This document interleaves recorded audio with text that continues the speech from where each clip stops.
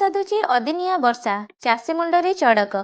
ଅଦିନିଆ ବର୍ଷା ଯୋଗୁଁ ଚିନ୍ତାରେ ଚାଷୀ। ଗତ 3 ଦିନ ହେଲା କୋହଲା ପାଗ ସାଙ୍ଗକୁ ଗତ ରାତି ସାରା ଝିପିଝିପି ବର୍ଷା ଚାଷୀ କୂଳକୁ ଚିନ୍ତାରେ ପକାଇଛି। ସୂଚନାଯୋଗ୍ୟ ଯେ ଚଳିତ ମିଜୋଙ୍ଗ ଲଘୁଚାପ ବର୍ଷା ଜନିତ କାରଣରୁ ପଶ୍ଚିମ ଓଡ଼ିଶା ସମେତ ସମ୍ବଲପୁର ଜିଲ୍ଲା ମଧ୍ୟ ପ୍ରଭାବିତ ହେବ ବୋଲି ପାଣିପାଗ ବିଭାଗ ପକ୍ଷରୁ କୌଣସି ସୂଚନା ନଥିବା ବେଳେ ଗତ ରାତି ତମାମ ବର୍ଷା କାରଣରୁ ଜମନକିରା ବ୍ଲକ ଅଞ୍ଚଳ ଚାଷୀଙ୍କ ବହୁ କ୍ଷୟକ୍ଷତି ହୋଇଥିବା ନେଇ ସୂଚନା ମିଳିଛି।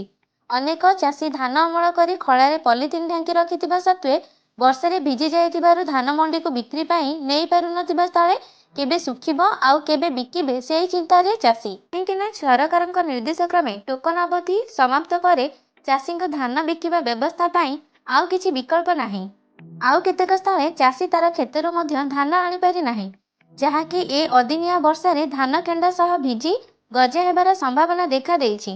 ପାଣିପାଗ ବିଭାଗର କୌଣସି ସୂଚନା ନଥିବା ସତ୍ତ୍ୱେ ସମ୍ବଲପୁର ଜିଲ୍ଲା ଜମନକିରା ଅଞ୍ଚଳରେ ହୋଇଥିବା ଗତ ରାତିର ବର୍ଷା ଚାଷୀର ମେରୁଦଣ୍ଡକୁ ସମ୍ପୂର୍ଣ୍ଣ ଦୋହଲାଇ ଦେଇଥିବା ଚାଷୀ ନେତା ଦିଲ୍ଲୀପ ପଟେଲ ପ୍ରକାଶ କରିଛନ୍ତି।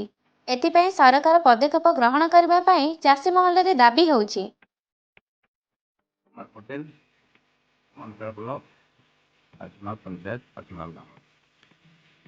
ଅଦିନିଆ ବର୍ଷା ବିଷୟରେ କିଛି କୁହନ୍ତୁ।